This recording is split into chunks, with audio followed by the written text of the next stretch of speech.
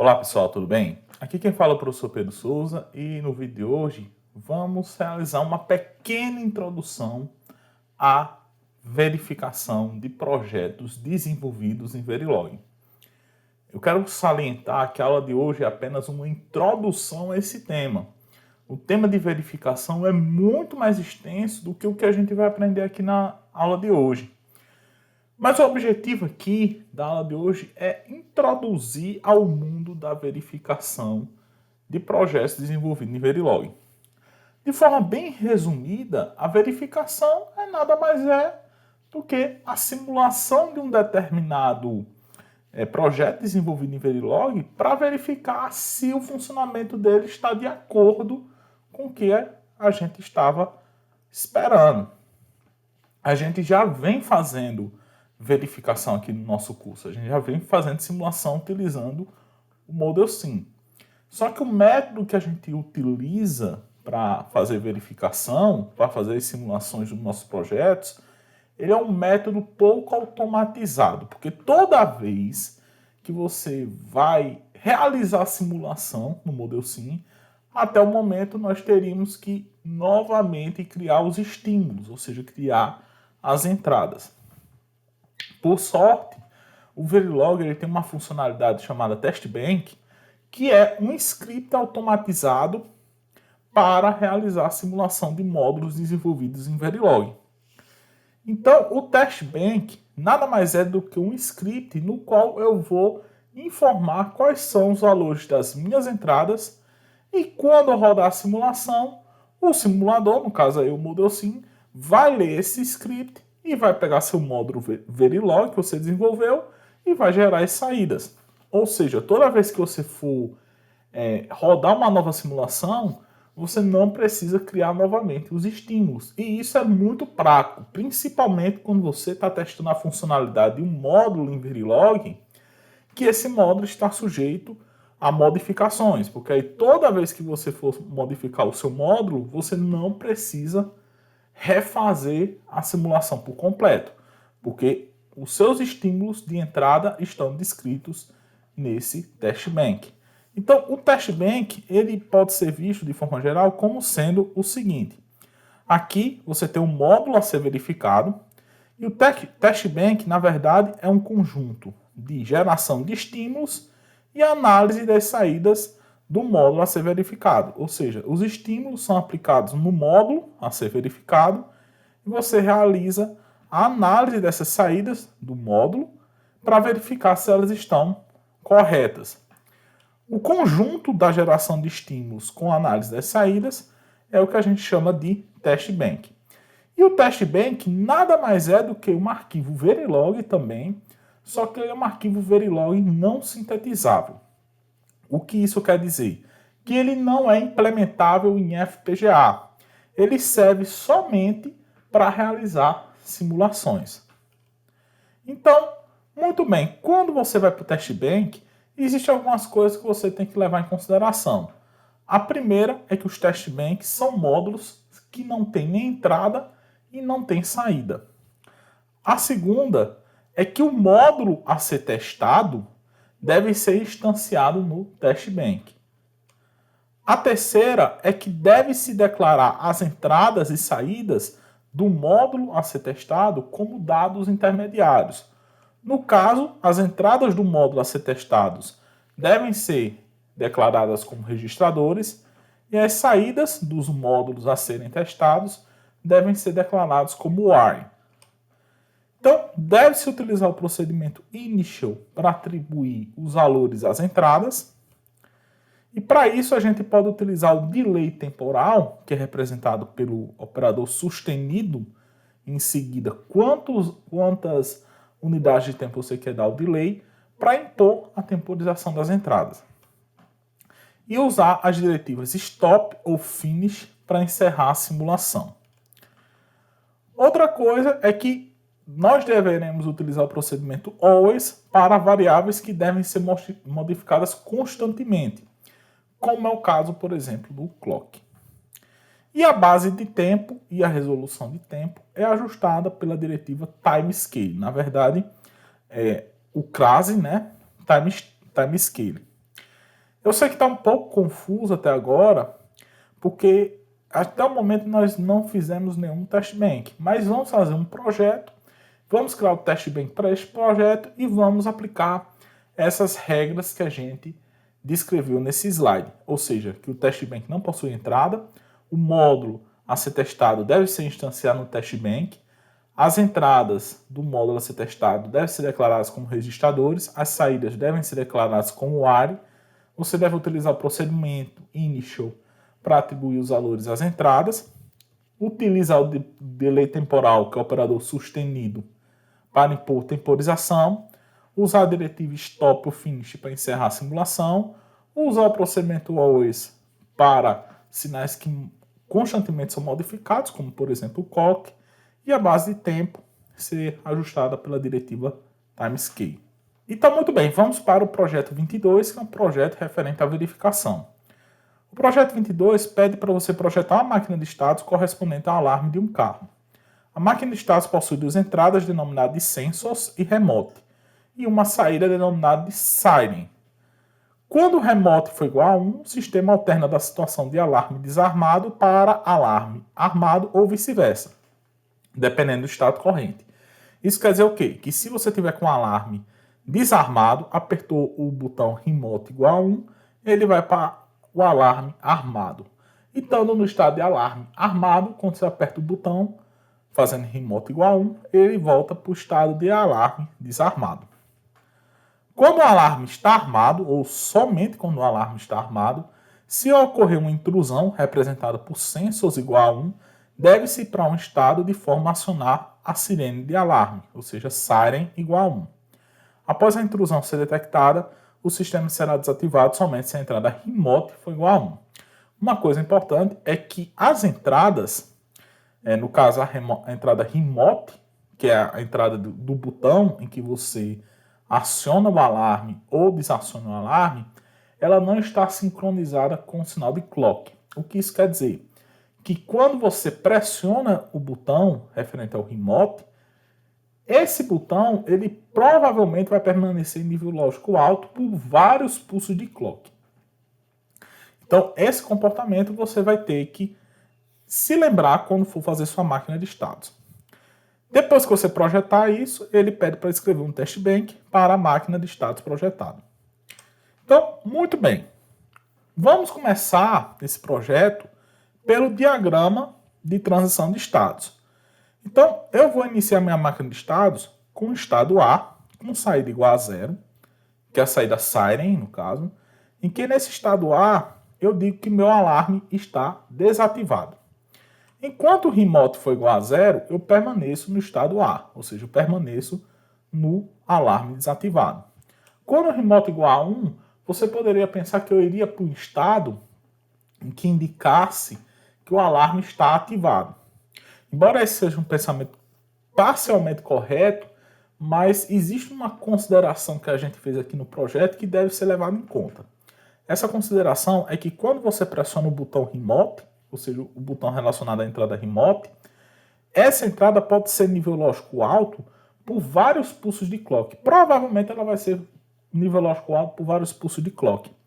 Então o que você vai ter que fazer nesse caso? Você vai ter que ir para um estado que a gente geralmente chama estado de sincronismo, em que esse estado de sincronismo ele espera a entrada remote voltar para nível lógico baixo. Ou seja, você pressiona o botão, enquanto você ficar pressionando o botão, ele vai ficar preso nesse estado que eu estou chamando de AT. Somente quando você solta o botão é que o alarme efetivamente vai ser ativado. Então, esse estado AT, com saída 0, ele vai ser o seu estado de sincronismo, em que ele vai permanecer nesse estado enquanto o remote for igual a 1. Ou seja, enquanto o botão for pressionado. Quando o remote for igual a 0, aí sim você vai para o estado B, que o estado B é o estado que indica que o seu alarme está ativado. Muito bem. Estando no estado B, ou seja, o seu alarme está ativado, enquanto você não pressionar o botão, ou seja, remote for igual a 0, ou enquanto não for detectada a intrusão, ou seja, sensors igual a 0, você permanece aqui no estado B, ou seja, somente quando essas duas condições foram satisfeitas simultaneamente. Você não pressionar o botão e não ocorrer a intrusão. Caso você pressionar o botão remote igual a 1, você vai para outro estado de sincronismo, que eu estou chamando aqui de BT. Em que esse estado BT, ele vai esperar o botão referente a remote voltar a ser nível lógico baixo, ou seja, você pressionou o botão, saiu do estado B para o estado BT. Enquanto você ficar com o botão pressionado, ou seja, enquanto remote for igual a 1, você permanece no estado BT. Somente quando você soltar o botão, fazendo remote igual a 0, você vai para o estado A, que corresponde ao estado do alarme desativado. Aqui dá para entender bem direitinho a influência desses estados de sincronismo, AT e BT. Vamos supor que não existissem esses estados, ou seja, do estado A eu saísse diretamente para o estado B, do estado B eu saísse diretamente para o estado A. Eu saio do estado A para o estado B quando o remote for igual a 1, e do estado B para o estado A quando o remote for igual a 1, ou seja, quando eu pressionar o botão. Veja que, se eu estou dizendo que o meu sinal remote ele vai ser nível lógico alto por possivelmente vários ciclos de clock, se eu estivesse no estado A aqui e pressionar o botão, se não tivesse esse estado AT, ele sai do estado A para o estado B. Só que quando ele chega aqui no estado B, o meu sinal de remote provavelmente ainda está em nível lógico alto, porque esse sinal de remote, como eu disse no início do exemplo, ele vai ser nível lógico alto por possivelmente vários pulsos de clock. Então, demora apenas um pulso de clock para sair do estado A para o estado B. Quando chega no estado B, remote ainda é nível lógico alto. Então, se não tivesse esse estado BT, ele voltaria novamente para o estado A, mesmo eu só tendo pressionado o botão apenas uma vez. Então, esse estado AT e esse estado BT são estados que a gente chama de sincronismo, também chamados de estados de debouncing. Que esses estados eles servem apenas para garantir que eu saia do estado A para o estado B com um pressionado de botão e do estado B para o estado A com apenas um pressionado de botão. Ou seja, eu espero o botão ser solto para efetivamente ir para o estado de alarme ativado e eu espero, após o botão ser pressionado, o botão ser solto para sair do estado de alarme pressionado, do alarme ativado, desculpe, para alarme desativado. Então esses estados, eles têm esses propósitos aqui. Caso ainda não esteja bem claro esse efeito, eu recomendo você simular essa máquina de estados, fica aí como exercício, sem a presença desses estados AT e BT. E você vai ver o efeito que vai ocasionar quando o remote for nível lógico alto por muitos pulsos de clock. Aí você vai ver que nesse caso o alarme vai ficar trocando de estado ativado para estado desativado, ok? Muito bem, só está faltando mais uma condição, que é supor que eu estando no estado B, ou seja, o meu alarme está ativado, a minha entrada de sensors foi igual a 1, indicando a intrusão. Nesse caso, eu vou para o estado C, que esse estado C, a saída é 1, ou seja, eu ativo minha sirene. E eu permaneço nesse estado C enquanto o remote for igual a 0, ou seja, enquanto o botão do controle remoto não for pressionado. Quando o remote for igual a 1, eu devo voltar para o estado de alarme desativado. Só que sempre se lembre das condições de sincronização da minha entrada remote.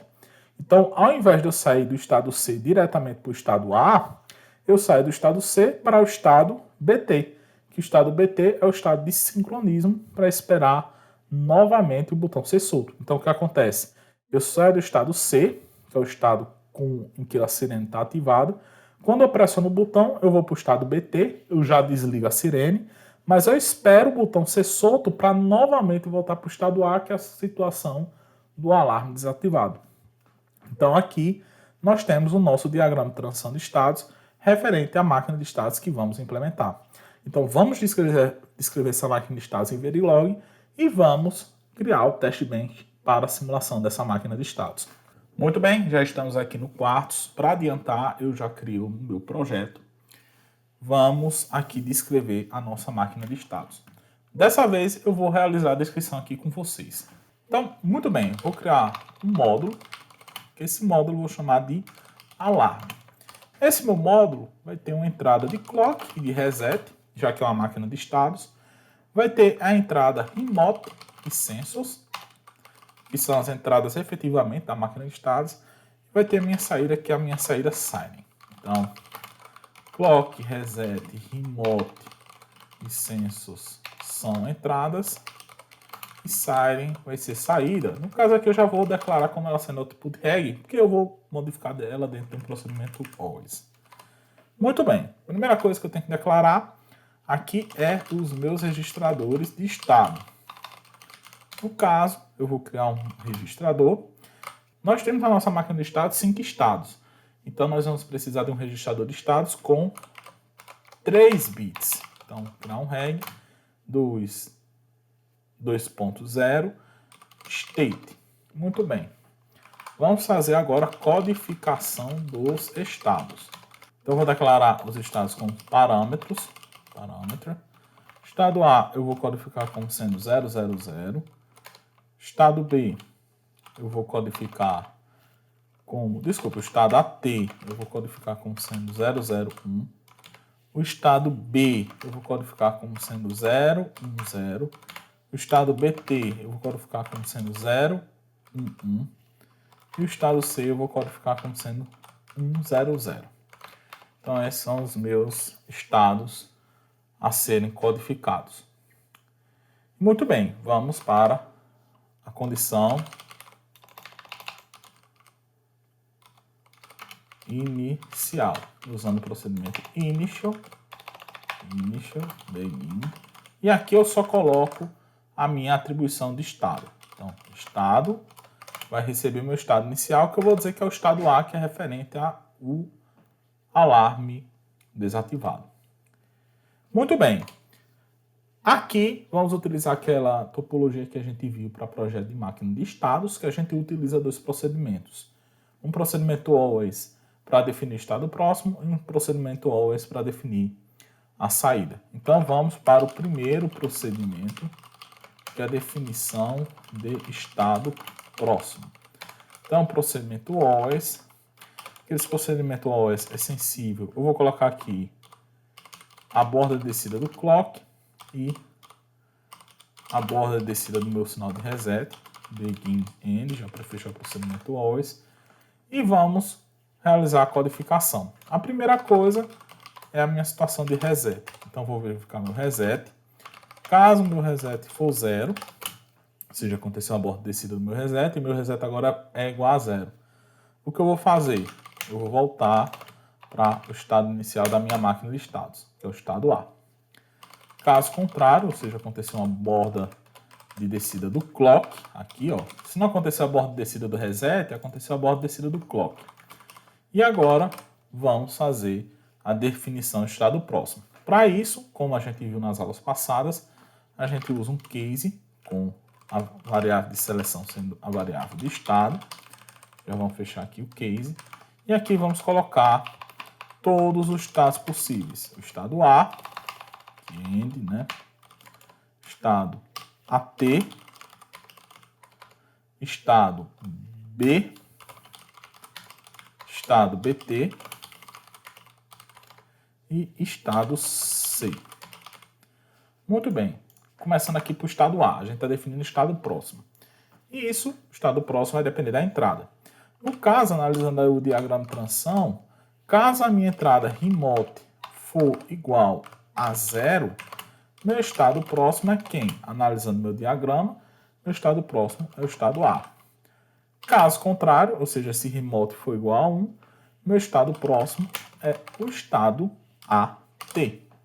Muito bem, já descrevi o meu estado próximo a partir do estado A. Vamos agora para o estado AT.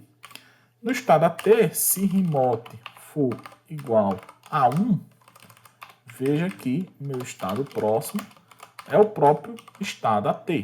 E caso contrário, analisando o diagrama, meu estado próximo vai ser o meu estado B. Eu estando no estado B, aí as condições são um pouco maiores. Tem mais condições, né, do estado B. No estado B, se census for igual a 1, o que vai acontecer? Meu estado próximo vai ser meu estado C. Caso contrário, se minha entrada remote for igual a 1, qual é o meu estado próximo a partir do estado B? Meu estado próximo a partir do estado B, se minha entrada remote for igual a 1, é o estado BT. Em caso contrário, ou seja, se não é nenhuma dessas condições, o que automaticamente implica que sensors é igual a 0 e remote é igual a 0, quer dizer que meu estado próximo é o próprio estado B. Muito bem, vamos agora para o estado BT. Estado BT, se minha entrada remote for igual a 1, meu estado próximo é o próprio estado BT. Caso contrário, meu estado próximo é o estado A. E por fim, para o estado C. Estado C, se minha entrada remote for igual a 0, veja aqui analisando o diagrama, meu estado próximo é o estado C. E caso contrário, meu estado próximo é o estado, ou seja, se remoto for igual a 1, meu estado próximo é o estado BT. E muito bem, aqui nós temos a nossa definição de estado próximo. Fecha aqui o meu else e fecha aqui meu procedimento always. Vamos agora para o segundo procedimento, que é a saída. Nesse caso, nós temos que se perguntar se essa máquina é modelo Moore ou modelo Mealy. No caso, como a saída está associada ao estado, ela é modelo de Moore. Então, o procedimento always, nesse caso, vai ser sensível apenas à variável de estado, ao registrador de estado. E aqui, dentro desse procedimento always, eu faço um case, uma variável de seleção sendo a variável de estado, end case, e aqui eu coloco todas as possíveis condições dos estados. Então, A, AT, B, BT e C. E para cá eu coloco as respectivas saídas. Então, por exemplo, no estado A, siren é igual a 0. B0, melhor assim. 1B0. No estado AT, siren também vale 0. No estado AT, desculpe. No estado B, siren é igual a 0. No estado BT, siren também é igual a 0. E somente no estado C é que meu siren vai ser igual a 1. E pronto, esse segundo procedimento é só para definir a saída. Já defini a saída para todos os estados. Sempre se lembrem que, como esse segundo procedimento é para definição de saída, ele é um procedimento combinacional. Então, procedimentos combinacionais, eu devo utilizar o operador não bloqueável. E procedimentos sequenciais, que é para definição do estado próximo, eu utilizo o atribuidor bloqueável. Fecho o meu case, fecho o meu procedimento always, fecho o meu módulo e aqui está a minha máquina de estados. Vou salvar essa máquina de estados, chamada alarme. Vou definir ela como top level e vamos compilar para ver se tem algum erro. Muito bem, projeto compilado, não houve nenhum erro. Vamos começar a nossa verificação. Só que dessa vez eu vou fazer uma coisa um pouco diferente. Eu não vou simular no Model Sim diretamente, eu vou criar o Test Bank para simular no Model Sim. Mas algumas coisas a gente ainda vai fazer. Vamos ver, por exemplo, a máquina de estados, o diagrama gerado. Então vamos em Tools, Netlist Views, State Machine View. E vamos ver o diagrama de estado gerado. Então, ó, estado A, eu permaneço no estado A quando o remote for igual a 0. E eu saio do estado A para o estado AT quando o remote for igual a 1. No estado AT, eu permaneço no estado AT enquanto o remote for igual a 1. E eu vou para o estado B quando o remote for igual a 0. Aqui, ó, exclamação remote. Estou no estado B. Eu permaneço no estado B quando o remote for igual a 0 e sensor for igual a 0. Veja, está bem claro aqui. Eu vou sair do estado B, que é o estado da alarme ativado, para o estado C, que é o estado que indica a intrusão, então a sirene tem que estar ativada, quando o sensor for igual a 1. E eu saio para o estado BT, que é o estado de sincronismo, para esperar o botão ser solto, quando, no caso aqui, remote for igual a 1 e sensor for igual a 0. Isso aqui ele está estabelecendo uma ordem de prioridade, né? Então, a prioridade aqui é que sensors tem uma prioridade maior do que remote. Por isso que ele adicionou essa conclusão. Remote igual a 1 e sensors igual a 0. Isso quer dizer o quê? Que ele sintetizou um comportamento que, se, nesse caso, as duas situações, remote igual a 1 e census igual a 1, acontecerem ao mesmo tempo, ele prioriza ativar o alarme, né? Ativar a sirene, desculpe. Então, ele sai do estado B para o estado BT quando remote for igual a 1 e census for igual a 0. E ele fica aqui no estado BT, estando no estado BT, ele fica no estado BT enquanto remote for igual a 1 e sai do estado BT para o estado A quando remote for igual a 0. Aqui no estado C, ele permanece no estado C, que é o estado da sirene ativada, quando remote for igual a 0, e vai para o estado BT quando remote for igual a 1. E aqui está a nossa máquina de estados, o diagrama de transição da nossa máquina de estados. O que a gente vai fazer agora é criar o nosso test bank e verificar como é que a gente consegue linkar o test bank criado no Quartus para ele rodar a simulação lá no Molossim. Então, voltei aqui para o Quartus e a coisa que vocês têm que entender é que o test bank é um arquivo Verilog também. Então, vamos criar esse arquivo Verilog. Então, vamos em File, New, Verilog HDL File. Muito bem. Vamos começar a escrever nosso arquivo testbank.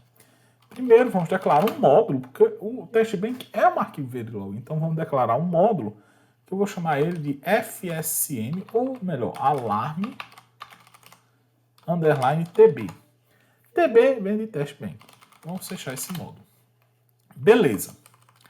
Primeira coisa, primeira regra dos testbank. Eu devo instanciar o módulo no qual eu quero simular aqui no meu arquivo testbank. O módulo que eu quero simular é o alarme. Então, pego o alarme e instancio ele como um bloco, como se eu estivesse fazendo a ligação dele com outro bloco. Eu vou chamar esse módulo de alarme. O nome dessa instância é chamada de UUT, certo? E muito bem, eu vou ter que ligar alguma coisa aqui nas entradas e saídas do meu módulo alarme.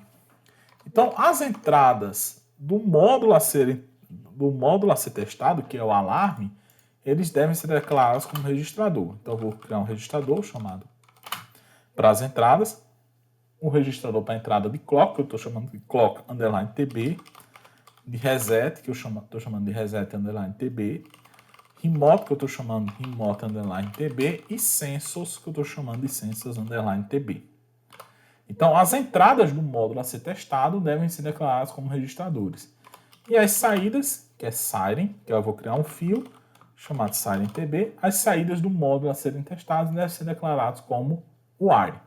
E aqui na instanciação, eu simplesmente faço o seguinte, por exemplo, o clock recebe o clock underline TB. O reset recebe o reset underline TB. O remote recebe o remote underline TB. O census recebe o census underline TB. E o siren, vamos para cá, recebe o siren underline TB. Vou fechar aqui para ter mais espaço, né? Muito bem, aqui está a minha instanciação do meu bloco. O que eu vou fazer agora é gerar os estímulos. Eu gero meus estímulos de duas formas. As entradas devem ser geradas no procedimento initial.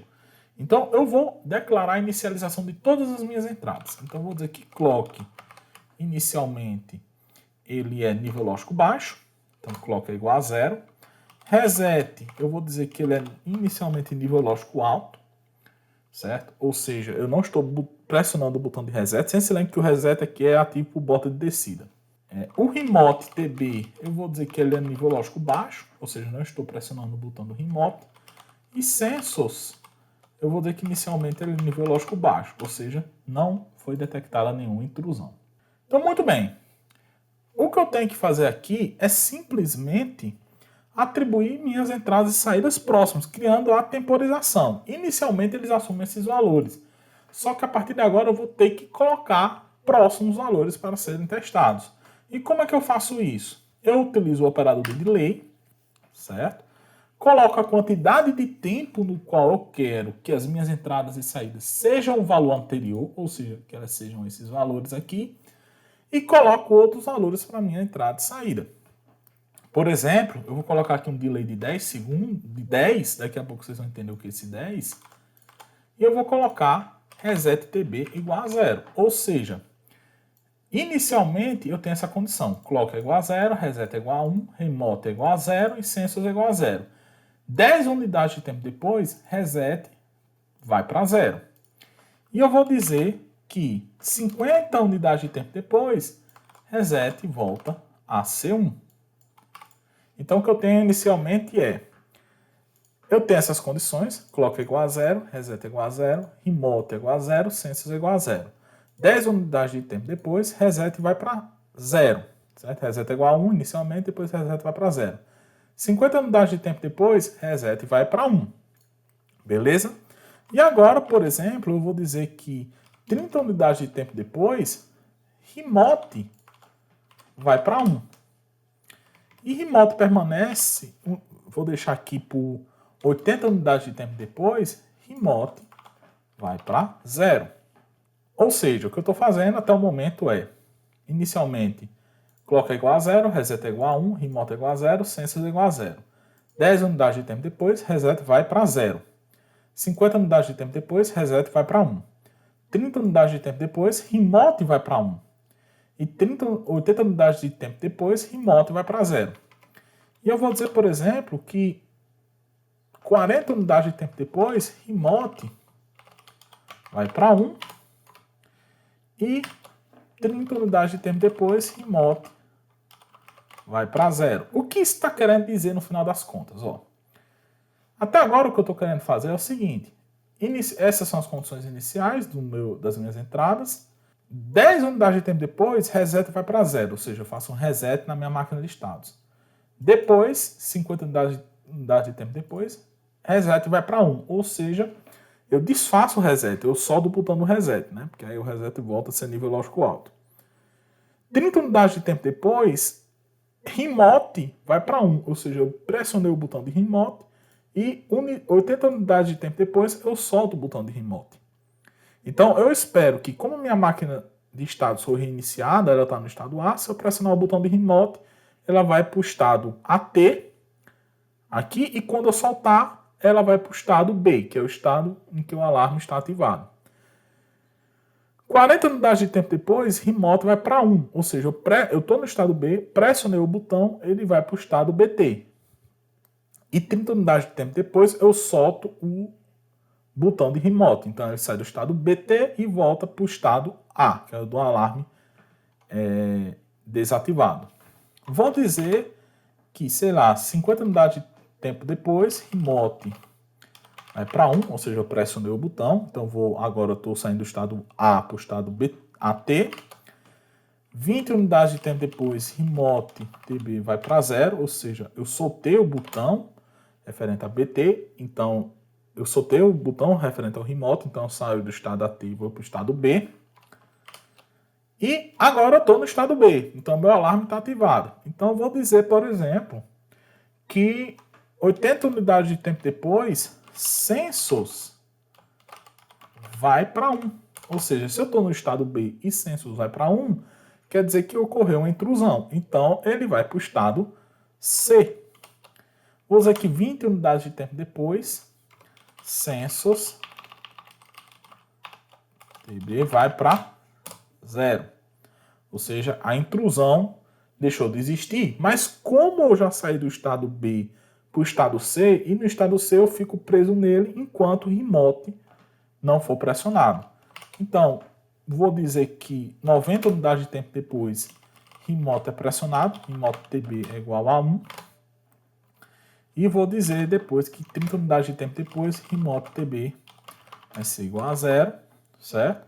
Então, o que eu faço? Estou no estado C, nessa situação aqui eu estou no estado C, pressionei o botão, volto para o estado BT, ele fica aqui no estado BT enquanto o botão for ficar pressionado, e quando eu soltar o botão, que é quando o remote TB vai para 0, eu volto para o estado A. Então, quando eu chego nessa situação, eu chego no estado A. Para mim, simular esse comportamento está mais que o suficiente.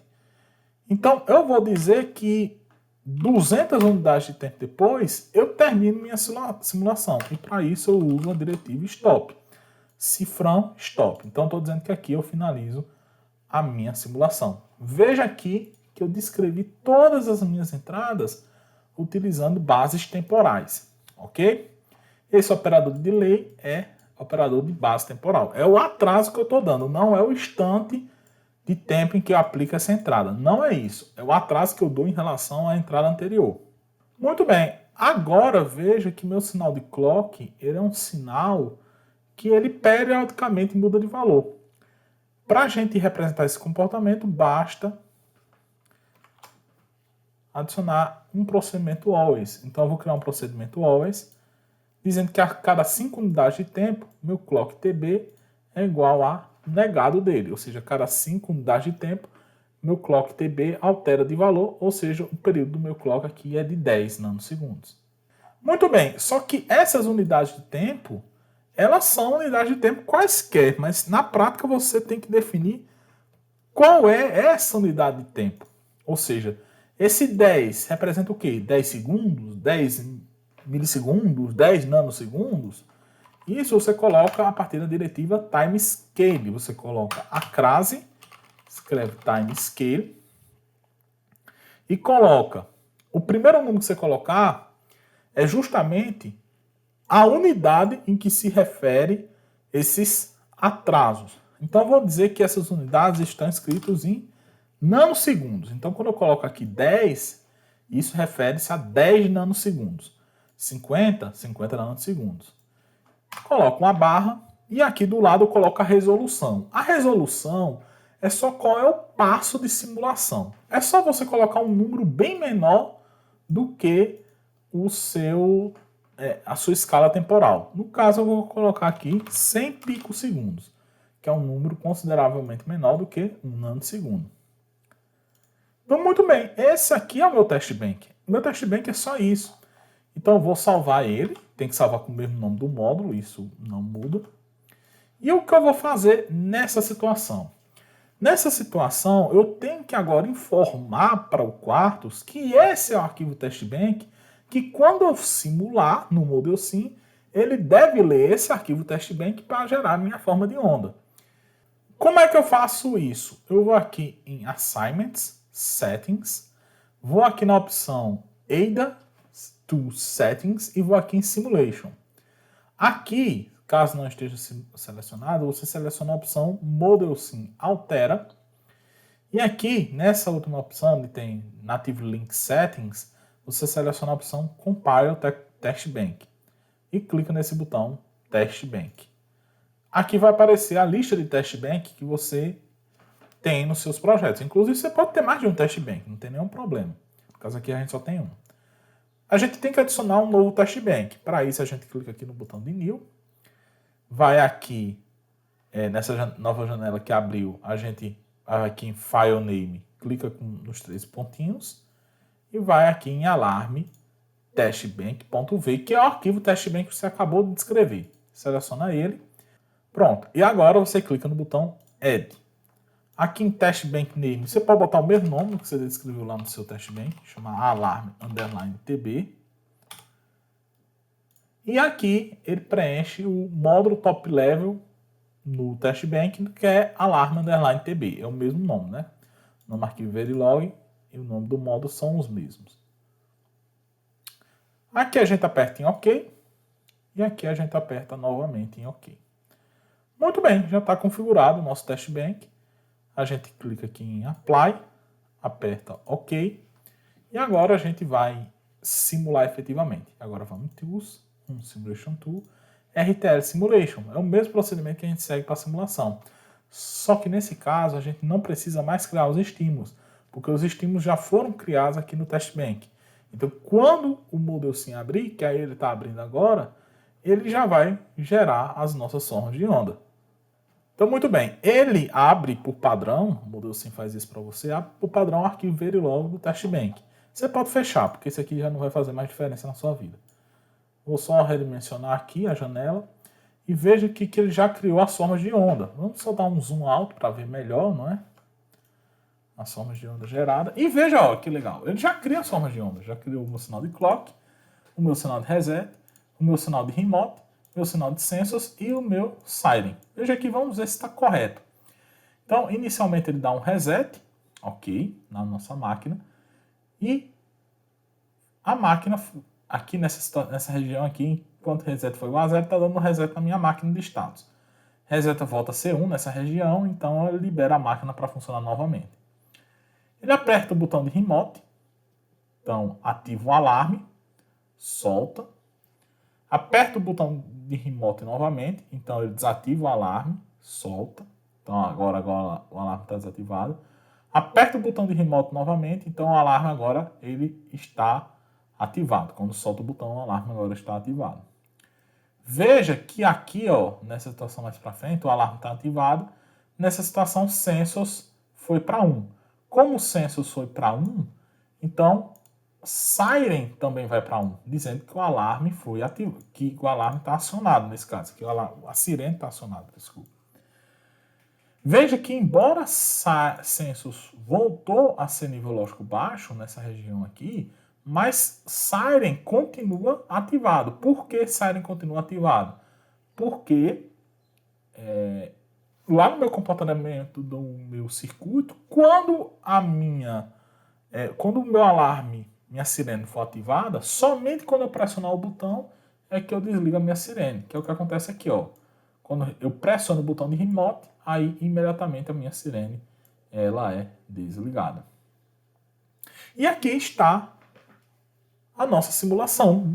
Eu particularmente acho bem mais simples do que ficar criando as formas de onda separadamente.